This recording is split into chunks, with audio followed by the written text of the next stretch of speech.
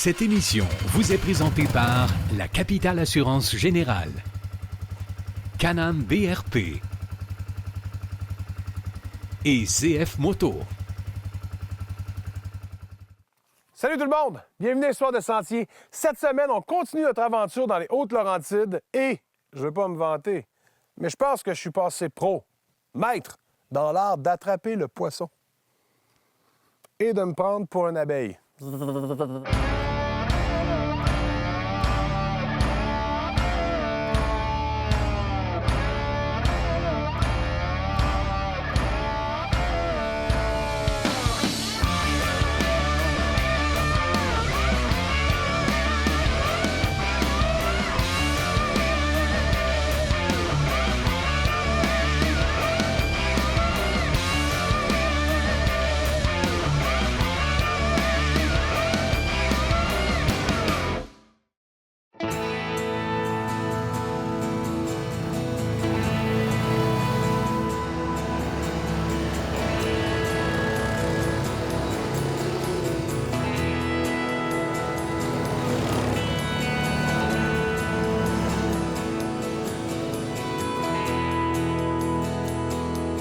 Je suis avec Marilène. Marilène, je suis très content de te rencontrer. Qu'est-ce que vous offrez comme service?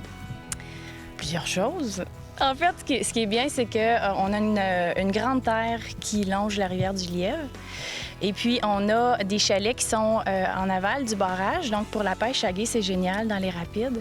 Puis, on a des chalets rustiques en amont du barrage qui donnent un accès direct au réservoir Poisson-Blanc.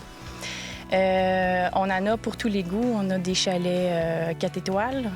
On a des chalets rustiques. On a une magnifique yourte aussi. Pourquoi le mot yourte, est-ce que tu le sais? Non. Oh, wow! C'est comme une tente, en fait, mais plus de luxe. De luxe, c'est comme du camping de luxe. C'est la première fois que moi, je vois une yourte. En fait, je savais même pas que c'était une yourte. Moi, j'aurais appelé ça un tipi de luxe. Mais c'est une yourte, c'est quand même extraordinaire parce qu'on s'attend pas... De l'extérieur, on pense pas qu'en dedans, il y a ça. Oui, effectivement. Ça, c'est un choix personnel? Bien, c'est un choix personnel à la base parce que moi, je l'ai habité. J'ai bien aimé. Puis à un moment donné, je me suis dit, bon, ben il faut que... J'ai une maison. Comme tout le monde.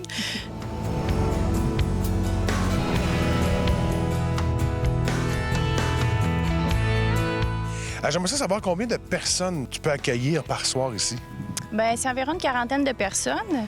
Ce qui est intéressant aussi, en aval du barrage, donc dans les rapides, les chalets qui sont là sont à peu près tous regroupés. Puis, on peut faire des locations de groupe. Puis, ce qui distingue aussi, c'est qu'en amont, les chalets qui sont là sont complètement privés. Aucun voisin, aucun chalet sur les côtés ni en face. Vous avez la 5 Paix, puis c'est notre terre privée, donc il n'y a personne qui circule dans les chemins, là.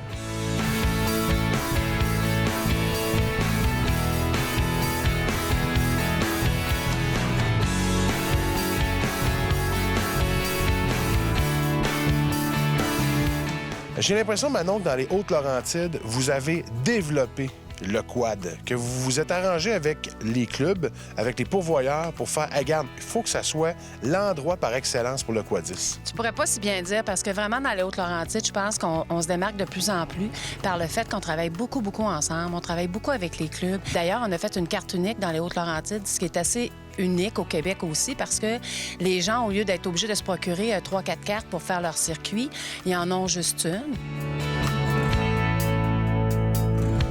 Les gens ont toutes les coordonnées pour qu'on puisse les aider à faire davantage de circuits. Parce que nous, c'est assez particulier. On a presque 2000 km de sentiers, quasiment 75 4 saisons. On est un peu la plaque tournante dans les Laurentides et dans la région parce qu'on communique avec la Naudière, la Mauricie et l'Outaouais. Donc, nous, dans nos outils de promotion, on propose des circuits dans les Hautes-Laurentides, mais il y a possibilité de faire des circuits de plusieurs jours. On est connecté avec les autres régions, puis presque toutes nos municipalités sont connectées ensemble aussi. Et puis, l'ensemble de nos sentiers sont sur des territoires publics, ce qui fait qu'on a beaucoup de sentiers d'été et puis qu'on a presque 2000 km de sentiers.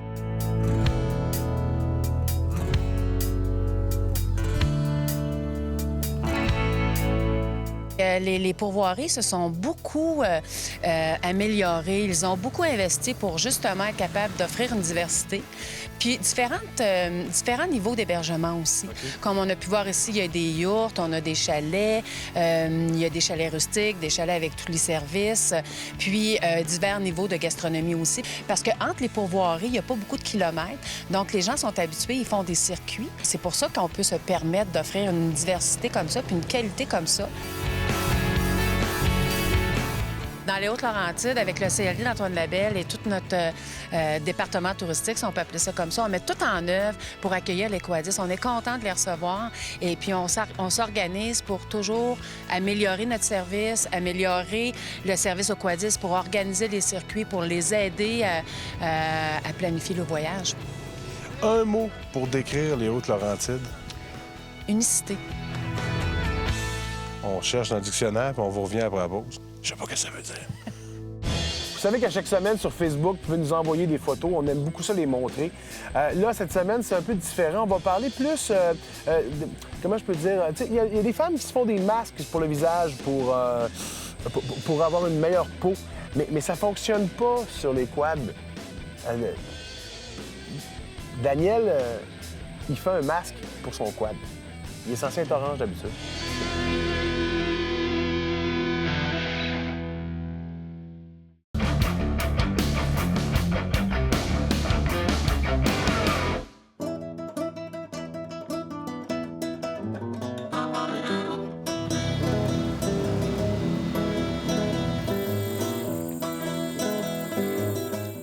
Ce matin, une fois qu'on a fini, on s'en vient. Une petite randonnée relax. On a fait 50 km à peu près. C'était vraiment le fun. On a eu beaucoup de plaisir. Il y avait de l'eau. On s'est amusé un peu dans l'eau. On a fait peur au caméraman. On a fait peur à plein de monde. C'était drôle. On arrive ici, puis on s'en va à la pêche pour pêcher notre dîner.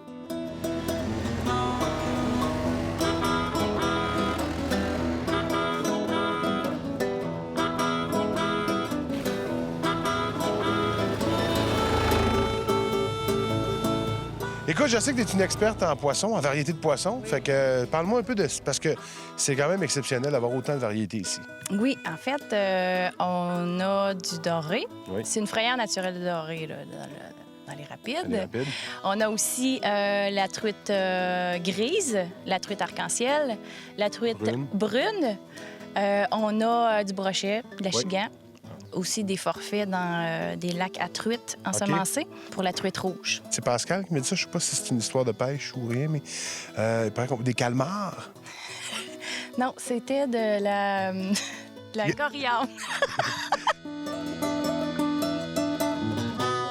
On a commencé notre périple dans les Hautes-Laurentides par la pourvoirie Michel Saint-Louis.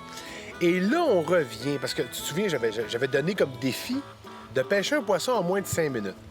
Regardez, là, en combien de temps ça a pris.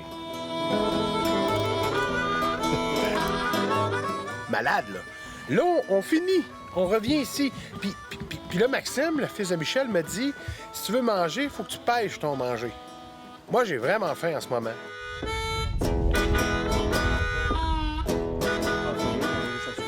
Oui. Il est énorme! Mon Dieu, ça doit bien être 30 livres, ça! Ah, au moins. Au moins, hein? Wow! Ça bouge. Ça bouge. Ça bouge. Il y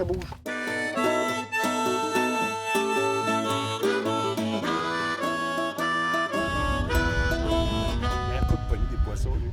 Je sais pas comment lui, il fait. Moi, je suis là, puis... Tu l'as pogné direct sur le côté. Ça veut dire quand t'accroches les poissons, même parce qu'il y en a dedans, là. Ouais. Yeah. Bon, j'ai touché. C'est bon, j'ai touché. Maxime, dis-moi un peu l'histoire de votre pourvoirie. Ça n'a pas commencé gros de même. Là. Au début, on accueillait le monde. Ben moi, j'ai pas connu ça parce que j'étais trop petit. J'ai pas de souvenir de ça, mais dans la maison familiale. Là. OK. Ma mère faisait à manger pour les clients dans notre maison. Là. OK. Fait que ça a commencé de même tranquillement. Puis d'année en année, on a bâti des chalets, puis un terrain de camping. Ah, puis c'est cool. Puis aujourd'hui, à peu près, par année, ça représente combien de personnes qui passent? Je te dirais, pour la pêche, ça représente 250-300 pêcheurs par saison, par été. Okay. Puis pour les quads l'hiver, parce que le quad roule beaucoup plus l'hiver, on est beaucoup plus achalandé, Je te dirais, il en passe entre 2500 3000 quadis par hiver OK. au relais pour venir manger, coucher ou venir profiter des sentiers de la région.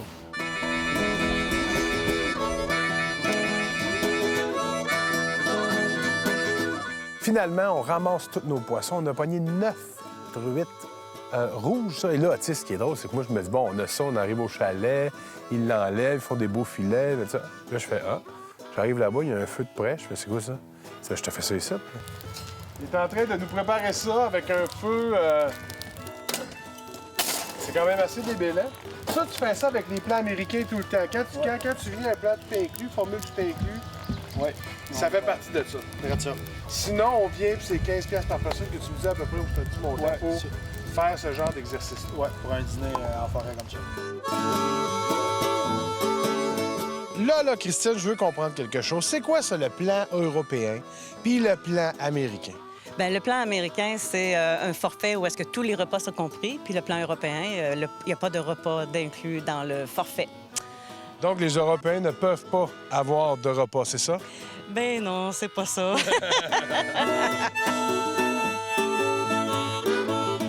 Ils ont fait un dîner dehors avec le feu, avec des frites, avec les truites cuites là. C'était une expérience. Je suis pas un fanatique de poisson, de manger du poisson, mais là, j'ai pris la peine de manger ma truite parce que je me disais, écoute, je viens de la pêcher. Ça fait 10 minutes après, elle est dans un poêlon, puis je mange ma truite. C'est quand même extraordinaire. Je trouve ça vraiment le fun. Puis c'est un pro qui s'en occupe, qui va le vider, qui va s'occuper de tout, tu sais. Fait que c'est le fun d'être bien pris en charge comme ça, tu sais.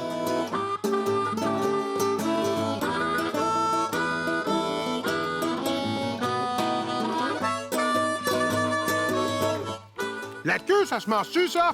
Oui. C'est vrai? C'est bien que Tu me niaises? Arrête.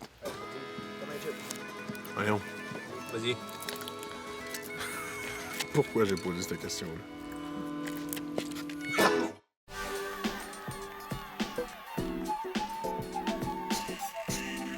Danny, c'est rare qu'on ait des bonnes nouvelles du fédéral, mais là, on en a eu une bonne pour les Quadis. Bien oui, on a eu une très bonne nouvelle grâce au travail du Conseil canadien des véhicules hors route. Il y a eu 10 millions du ministère du gouvernement fédéral qui a été annoncé par le ministre des Finances sur 2 ans. OK. Donc, 5 millions par année. Pour l'ensemble du Canada, mais c'est au prorata des populations et tout. Donc, au Québec, on ramasse environ 1,5 million par année là-dessus, mais ça nous permet on appelle ça le programme de la Coalition nationale des sentiers. Donc, c'est tous les sentiers. Ça inclut les sentiers de quad, les sentiers de motoneige et les sentiers non motorisés. OK. Donc, ces 3 groupes-là se sont mis ensemble pour négocier avec le fédéral un programme qui permet d'avoir des sous pour réaliser des sentiers. Puis c'est sûr que c'est toujours des programmes sur des bases de 50 puis tout. Fait qu'exemple, si au Québec, on recueille 1,5 million, on va être capable de réaliser entre 3 et 4 millions de projets sur l'ensemble du territoire. Donc, c'est très, très important. Puis ça l'aide les clubs, ça l'aide aussi avec le programme des sentiers durables du ministère des Transports, qui est 2 millions par année. Cette année, ça va nous permettre on a accepté pour 2 millions de projets, mais ça permet de réaliser pour 6 millions de projets. C'est des sous qui vont dans les clubs, c'est des sous qui vont dans les sentiers de nos utilisateurs. Ça sert à améliorer la sécurité, faire des ponceaux dans les règles de l'environnement. Wow. Donc, c'est cool, tu sais, parce que ça motive les bénévoles. Oui. Ils ont des ressources, ils ont des sous pour faire de quoi. Je le sais, par contre, que c'est beaucoup d'ouvrage pour un bénévole. Oui, ça, parce c'est que, vrai. Vous savez, nos bénévoles, sur 118 clubs, là, ben, il y en a beaucoup que c'est des gens de sentier, des gens de terrain. Et, tu sais, sur l'ensemble des clubs, il y a peut-être 10 gars qui sont dans des travaux de bureau. Ouais. Mais les autres gars, c'est des gens qui sont dans des travaux manuels. Donc, c'est un effort énorme fait par ces bénévoles-là de remplir et de rencontrer les conditions de ces programmes-là. Et ça, je félicite de ça. Oui. C'est vrai, c'est vraiment cool. Mais une chance qu'ils sont là, parce que sinon, on serait pas capable d'arriver. Si ces bénévoles-là, ils sont pas là, il n'y en a pas de chantier, tu sais. Ouais. Puis il n'y a pas de fédération, puis il n'y a pas d'activité encadrée au travers le Québec. C'est pour ça que même quand on roule en quad, peu importe le quadiste, un quadiste, là, c'est un actionnaire de la fédération, c'est un actionnaire de son club. Ouais. Puis quand, au lieu d'appeler le président du club et dire « Hey, dans la trail numéro 22 qui va à Sainte-Sophie, là, il y a un arbre de tomber, tu sais. » Bien, l'utilisateur, là, il a juste à prendre sa hachette, le couper puis le tasser. Ça va être juste un petit plus pour son club. Ben, c'est bon, ça. Fait que le message est lancé. C'est vrai qu'on devrait faire ça, s'occuper de nos affaires. Oui.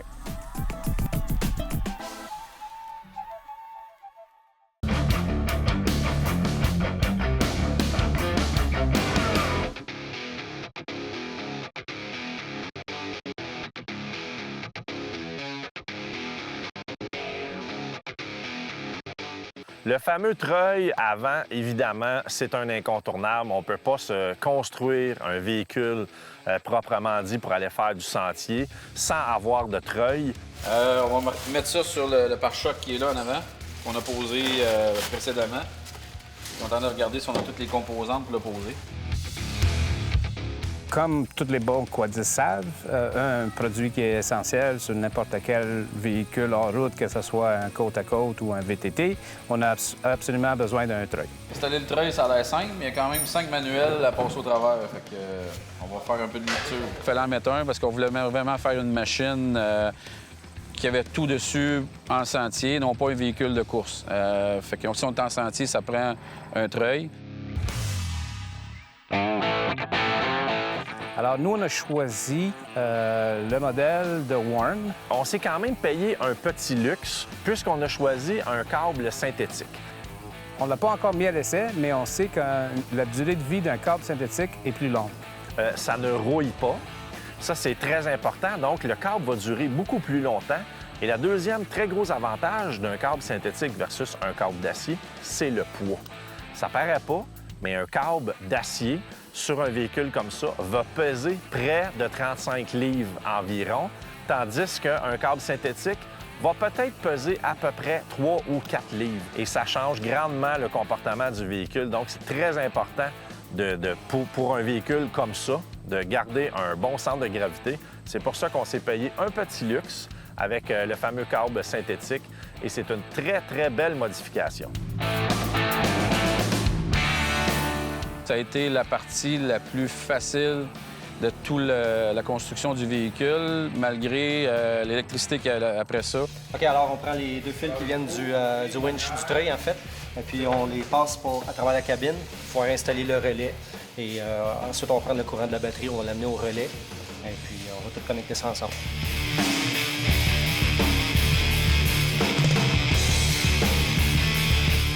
La compagnie Warn, qui est le nom du treuil, la compagnie qui le font, tout était vraiment bien aligné. Les boulons allaient aux bonnes places. C'était vraiment un charme de poser ça. Le résultat est vraiment impeccable, là, avec le pare-choc qui venait avec.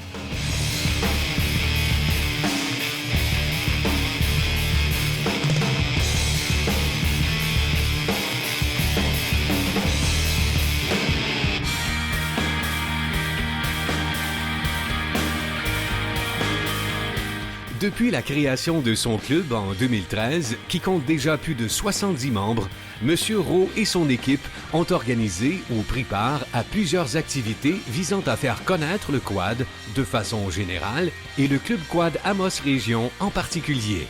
Bravo! À la demande générale, nos chroniques, on n'est pas sortis du bois, sont de retour cette année. Une petite chronique qui vous apprend et qui m'apprend en même temps des petits trucs ou des petites affaires, des petites facettes ou des affaires sympathiques, le fun, pour partir en quad, pour bien s'équiper. Alors aujourd'hui, Ken, on parle du tout nouveau Spot Trace. Spot Trace. Et je sais qu'on en a parlé quelque chose de similaire l'année passée. Par contre, ça a l'air du même produit, mais c'est fait pour empêcher le vol de nos véhicules préférés. Non, tu me niaises. Pas du tout. Hein, ça veut dire c'est comme tu le laisses dedans, dans le fond, puis c'est si jamais tu te fais voler. Bon, on se souvient, premièrement, de la technologie Spot, le Spot GPS, Personal Tracker, qu'on peut dire à nos proches, OK, je suis rendu là, faire une trace. Ils ont aussi le téléphone satellite. Et ça, ce que c'est vraiment fait pour ça. Il y a un petit cradle, un petit rack qu'on met sur nos véhicules. Bien sûr, l'idée, c'est de le cacher. Voilà! Et de ne pas mettre de collant écrit « Je suis équipé d'un Spot Trace ». C'est ça. Donc, on le prend. C'est vraiment, en fait, très facile, plutôt mince. La façon recommandée de l'installer, c'est d'aller l'installer sous notre aile de quad, de motoneige. Ça peut même aller dans le coffre à gants des voitures. C'est sûr que plus il est près de la surface, plus on a des chances que le signal soit bon. Et de la façon que ça marche, c'est on l'allume. Et après ça, on n'a pas besoin d'y toucher pour plus de 1 mois. Oh. La batterie est bonne et quand la batterie va devenir faible, elle va vous envoyer un courriel sur votre site Mon Spot pour vous dire « OK, ma batterie, il me reste 30 il faudrait que tu me changes éventuellement. » Et ce qui est le fun, c'est qu'avec ça, on le prend, on l'installe sur le véhicule et on peut créer une zone.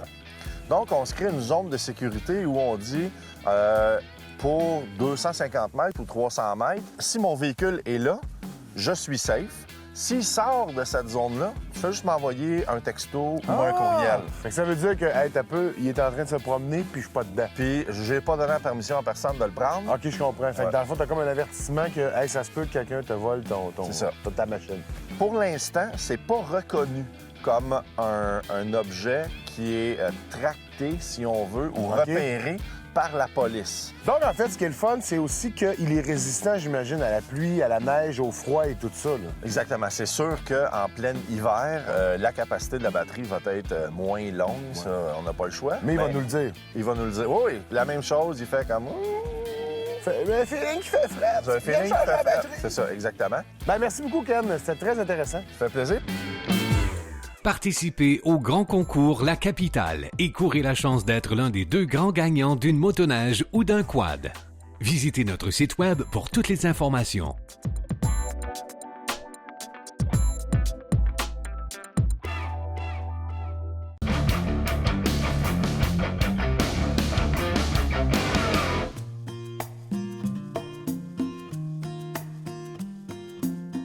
Manon, merci beaucoup de l'accueil, de nous avoir fait visiter ça. Merci à toi, Christine, ta partenaire. C'était vraiment le fun et sincèrement, le mot de la fin, je te le laisse. Bien, venez dans les Hautes-Laurentides, on va bien vous accueillir. Vous allez avoir des beaux circuits, puis vous allez avoir le voyage quad de votre vie. Voyage quad de votre vie.